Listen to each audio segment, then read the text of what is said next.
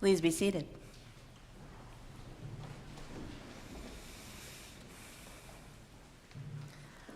I am Joseph.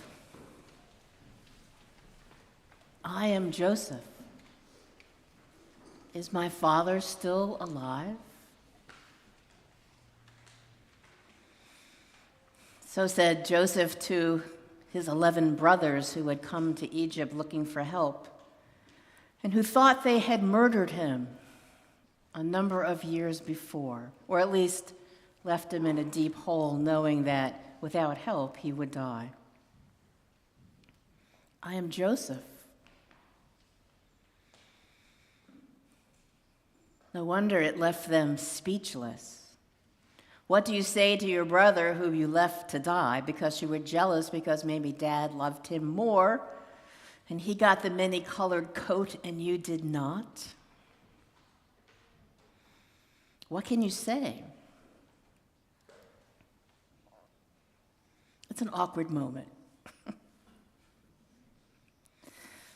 But the reading tells us that God was mysteriously at work in this awkward moment, that God was turning to good something that was evil. And Joseph puts it repeatedly this way. He says, God sent me. Don't disturb yourselves. Don't beat yourselves up over what you did. God sent me. Somewhere in his journey, Joseph, who was sold into slavery and living in miserable conditions, and then, by God's grace, makes it to the court of Pharaoh, the interpreter of dreams, and becomes the second most powerful man in the government. Somehow, Joseph understands it as God sending him. That what he suffered was nothing in compared to what God would have him do. And so he assures his brothers that they will have a place to live and that they will be fed. Joseph has filled the granaries of Egypt during a time of abundance, and now in a time of famine, many will live because of his foresight. We might say God used their brutality to do good.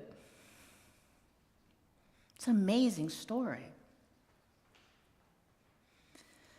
In the gospel today, you might remember that last week we heard the first half of the Sermon on the Plain. The blessed or happy are they who are poor and weeping and hungry, because they will be fed.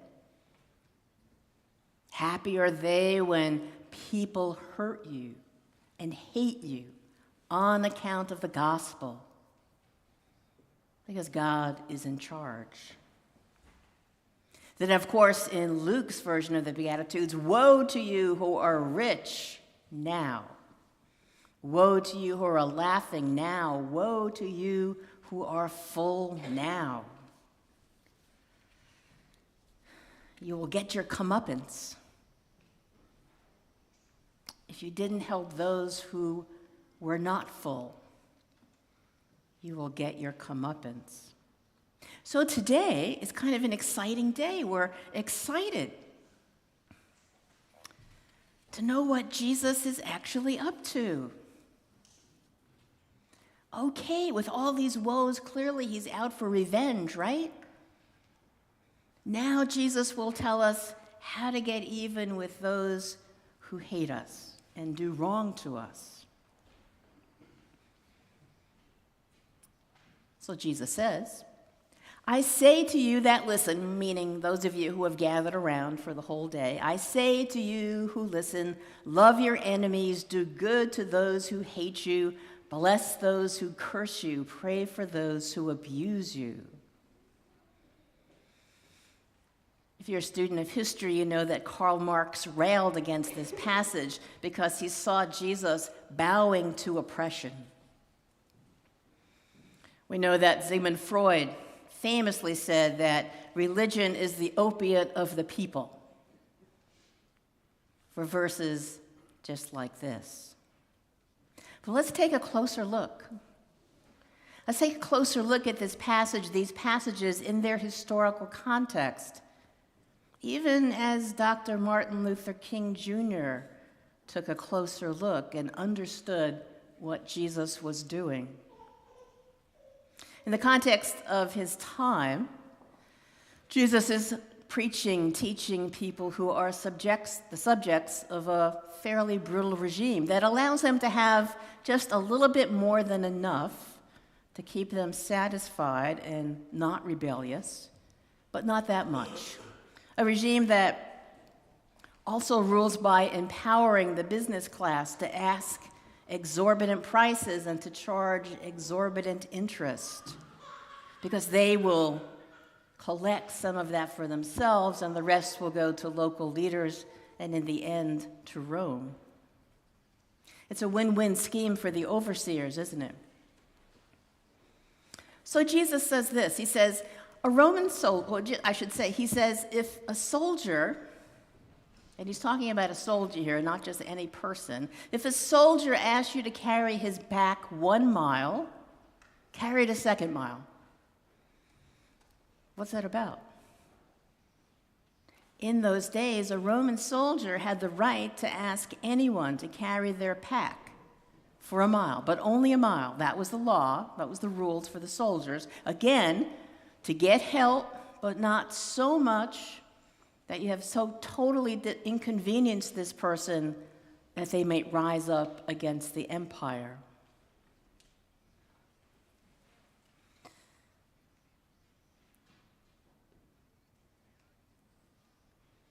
What does that do?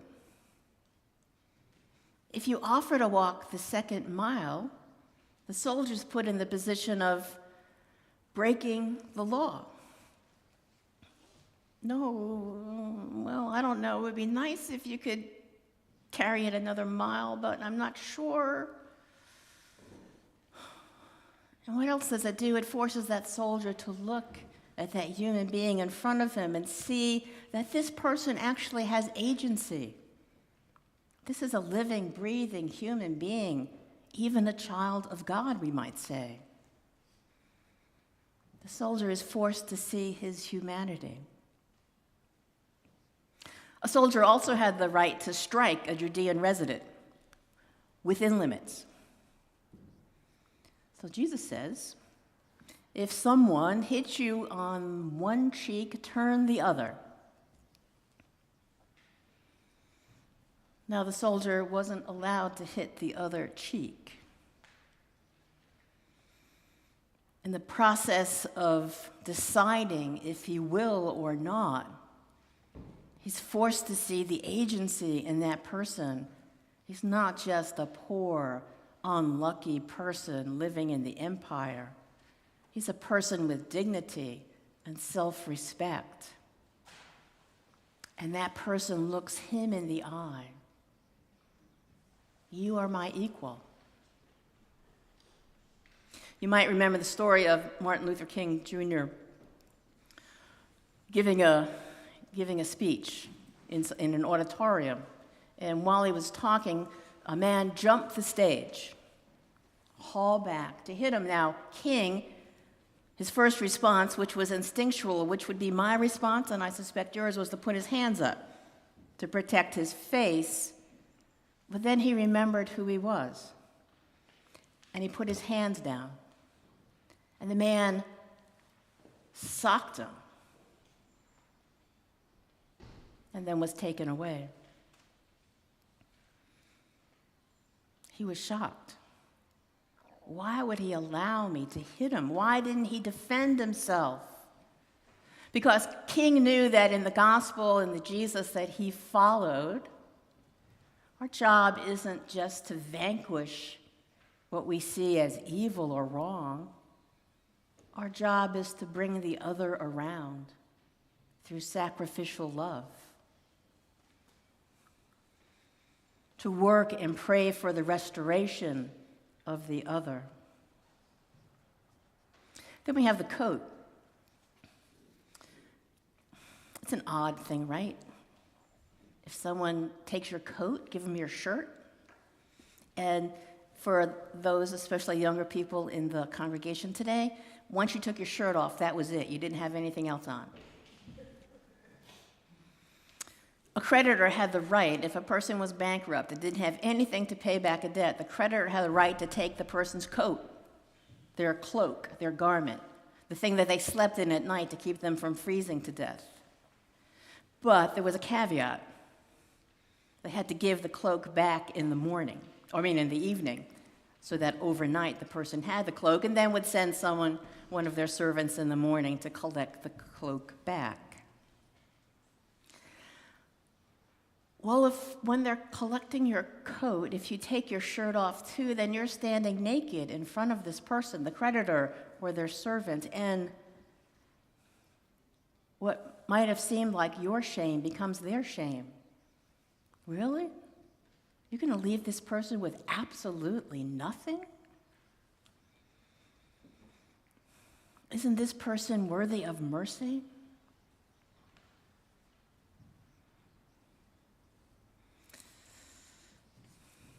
Jesus is instructing his followers in the ways of nonviolent protest. And here's the rub to the reading today, and what makes it so incredibly difficult to take in is that to be a follower of Jesus means to actually follow his way, to do as he did, to do as he instructed. And so Jesus says, love your enemies. Do good and lend, expecting nothing in return. Your reward will be great, and you will be children of the Most High, for he is kind to the ungrateful and the wicked. Be merciful, just as your Father is merciful. If you put the whole Sermon on the Plain together from Luke's Gospel, it's an amazing teaching. God will indeed change the world, but not by using the methods that we know so well, the methods of hate and corruption and violence. No. God means to change the world.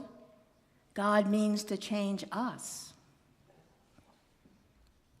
And a transformed us is God's means of sharing sacrificial love. We can't just say love will save the world. We have to say, as Christians, sacrificial love will save the world, because we're all called upon to give up not just things, but our idea of how the world works, our idea about each other. If we have to forgive our enemies, we have to learn to see them in a new way. If we have to forgive or live with the people we're afraid of, we have to learn to see them in a new way. Simply put, we're invited to be Christ-like. Because like Joseph and like Jesus, God sends us. God sends us into this broken world to be agents of reconciliation, to be givers of sacrificial love. It's a powerful calling, and it's no wonder all of us do it badly. And yet there it is. Forgive and you will be forgiven. Give and it will be given to you. A good measure, pressed down, shaken together, running over, will be put into your lap. For the measure you give will be the measure you get back. In a little over a week, we will begin the season of Lent again. I don't know. For some reason, we seem to have to do it every year. We never get to skip a year. This would be a good year to skip it. But no, we are put on the path with Jesus and his disciples to learn the ways of sacrificial love and to find our redemption and our transformation in that same love, to find a path for our own lives in that same love. Because as Dr. King knew, there is no victory unless those who oppress are also called into God's realm, God's kingdom, God's love. And we have experienced both as oppressors and as people who often feel oppressed.